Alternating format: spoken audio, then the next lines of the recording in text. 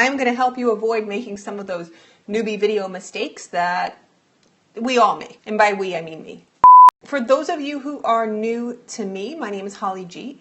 I am your go-to video gal, and what I do is I empower online entrepreneurs to go from confused to confident on both sides of the camera. And I do this by teaching them the skills that they need to create not just videos, but business cinema. And business cinema is the way that I like to describe the next level video. Video with a plan, a purpose, a system, a strategy. Video that actually helps move your business forward, not creating video just for the sake of creating video. You can find out more information about me if you don't know already at hollystudios.com. Winging it is not an option.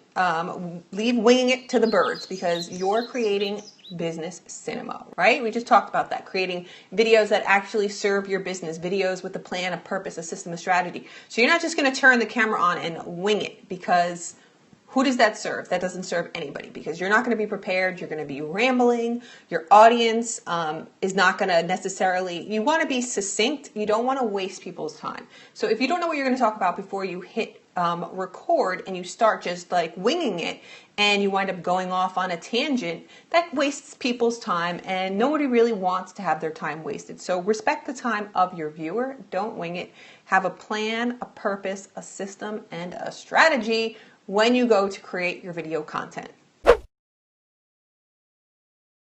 This one calls for a little bit of a demo. Does this make anybody feel like they're on a boat? You don't want to make people seasick when they're watching your video footage. You want to make sure you have something that stabilizes the camera. If the only thing you have is your arm, try to hold the camera as steady as you possibly can. You don't want to make people get sick. Like if I'm watching your video and it's all like, like I'm not going to watch it for very long because it's not a good look. So use a tripod, if you're using your iPhone, you could use a jar with rubber bands. So rubber band your phone around a jar which has a flat bottom, and you can just stand that on a bookshelf or a windowsill or whatever you have that is kind of at eye level, because maybe I get into that mistake later, but the camera should be at eye level. I'm over here. I'm over here. No, I'm over here. You want to make sure you know where the camera lens is. I find it super distracting when I'm watching a video and the person who is, if it's a 2-camera video, it's different if it's an interview video. You're not necessarily looking into the camera lens if you're the person being interviewed, but that's for another story. I mean, if you're creating a 2-camera video, or you're periscoping, or you're creating a Snapchat video or an Instagram video, you want to make sure you know exactly where the lens is so you can look into it. It's right here.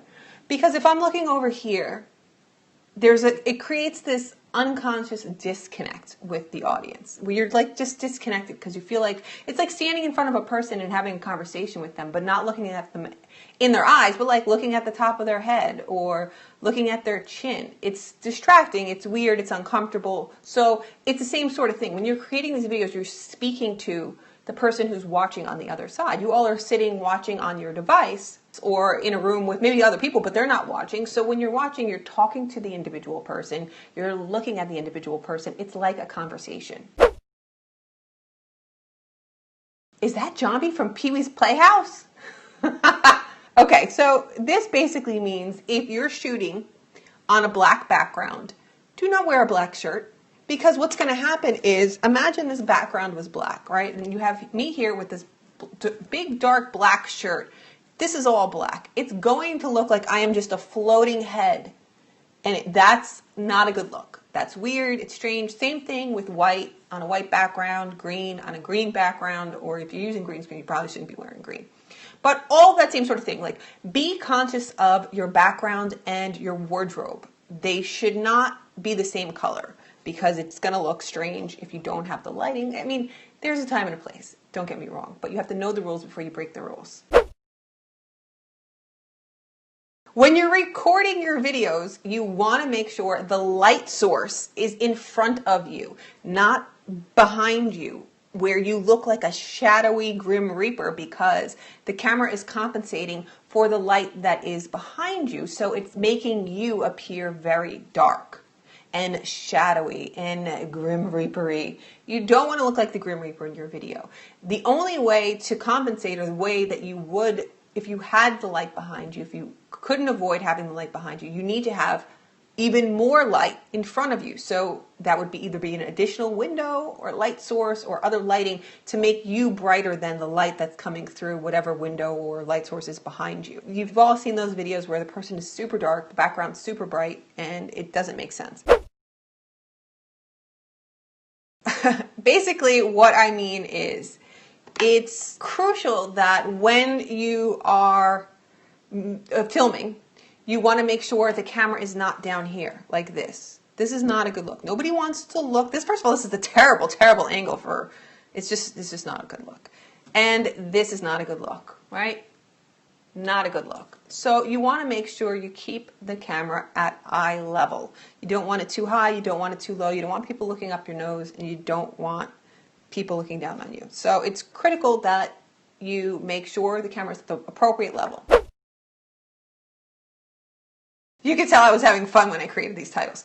Your audio is one of the most crucial elements to the video. It is a lot less, people are a lot less forgiving of a poor quality audio than they are a poor visual. So if you have to decide between one versus the other, you want to make sure that you go with a good audio. What makes bad audio? Echoey audio, scratchy audio, audio that has a lot of feedback in it. Lots of things can make bad audio. If you're shooting outside and there's a lot of traffic noise or airplanes flying over, it gets a little distracting. If you notice the audio in a video, it's bad. That's the difference. When it's good audio, you don't notice it. Same thing like a soundtrack in a movie. If the audio is good in a soundtrack, then you don't notice it. When it gets bad, that's when you're like, ah, what is that? But there's a thing called a windscreen, which is this poofy thing. Hello, mic check. Can you hear me? It's meant to minimize the noise that comes through the mic from wind or wind blowing. What I mean by this is you really want to keep things concise. Like I was saying in the beginning, with winging it, like you don't want to waste people's time. Make sure when you sit down to record your video, you know exactly what you're going to say. It doesn't necessarily mean you don't have to know exactly what you're going to say, but have an idea of what you want to talk about and make sure that you're delivering that information in short, concise sound bites. Don't go off on tangents. Don't go off on rambling things. And if you find the topic is very deep and needs a lot of explanation, or you feel like it's going to get a little long, maybe break that down into 2 different videos. Part 1, Part 2, and find a nice way to kind of separate the two. Not only is this good for the person watching because you're not using a lot of their time to deliver the information, and then you have an opportunity to invite people back to come and watch the next part of the video. Your background matters, so you really want to take that into consideration. It is like the supporting actor in your video. It should play a part, but it shouldn't overtake your lead.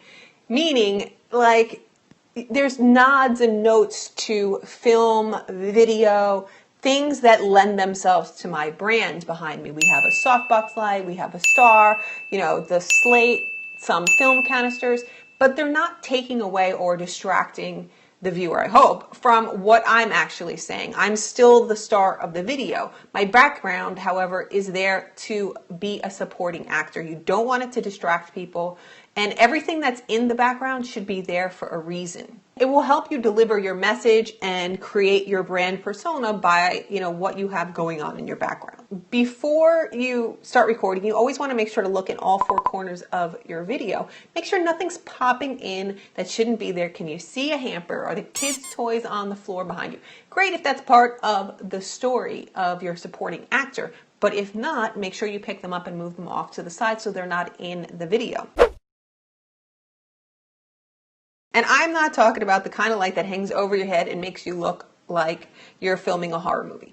I'm talking about soft, beautiful light that lights up your face, creating a shadowless face that just is illuminated and shows off who you are, and people can see you. They feel like they can connect with you, like you're maybe in the same, do you feel like I'm in the same room as you right now having this conversation? it should make you look better, not worse. So you want to make sure that it's soft, not hard, creating weird, crazy shadows. You want to make sure that it's diffused and shining directly at your face, not hanging over your head like this, creating all sorts of weird, crazy shadows this way, or coming up from the bottom, creating weird shadows and weirdness going this way, coming off to the side, only lighting one side of your face like Phantom of the Opera. No, none of that is good. So make sure it is bright, soft, and makes you look better as opposed to taking away from your look. So those are the top 10 newbie on-camera mistakes. Did you hear anything that surprised you, that you'd never thought of before? Are you making any of these mistakes? Now's the time. Like, work out the kinks. Figure out the best place in your house that has the best lighting, the best time of the day to shoot, and know before it's like crunch time. I got to shoot my sales page video, and I don't know. I've never shot a video in my house before, so I don't even know where to begin. You don't want to wait until the last minute. You really want to create that foundation, that base, have some sort of like up your skills when it comes to creating the video. You don't want to wait until the last minute. There's a saying that says, when was the best time to plant a tree? 20 years ago. When's the next best time? Now. I have a challenge for you. Create a video and try to avoid as many as these mistakes as you possibly can. Do your setup. Check your background. Make sure you're not wearing the same color as your background. Make sure you have light in front of you, not behind you. Make sure you're looking into the camera lens. Make sure you're holding, create a video and make sure you check off every single one of those 10 things. And I guarantee your videos are going to be better. And just remind you that you are someone's reason to smile. So don't give up.